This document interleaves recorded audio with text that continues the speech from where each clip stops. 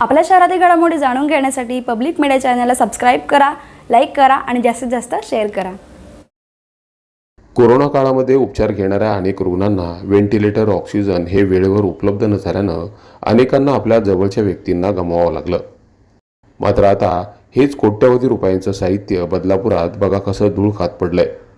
बदलापूर पश्चिमेच्या barrage road भागात पालिकेच्या कोंडिलकर इमारतीत हे सगळं साहित्य वापराविना धूळ खात पडलंय। कोरोना काळात ज्यांचा वापर झाला नाही असे ऑक्सिजन सिलेंडर, ऑक्सिजन मशीन, लोखंडी खाटा, गाद्या, व्हेंटिलेटर, लोखंडी स्टँड, मास्क, PPE किट हे साहित्य गेल्या 3 वर्षांपासून धूळ खात पडलंय। यातील अनेक साहित्य हे नवीन असून त्यांचं पॅकिंग देखील उघडलं गेलेलं नाही। या वस्तू अशा वापराविना धूळ खात पडलेल्या असताना एखाद्या रुग्णालयाला जर या वस्तू दिल्या असत्या तर रुग्णाच्या उपचारार्थ त्याचा वापर तरी झाला असता।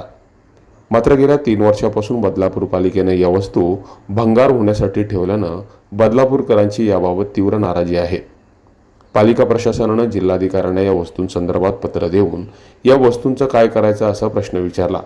मात्र जिल्हाधिकाऱ्यांकडून त्या संदर्भात अजून कोणत्याही सूचना किंवा आदेश आलेले नाहीत अशी माहिती सूत्रांनी दिली आहे।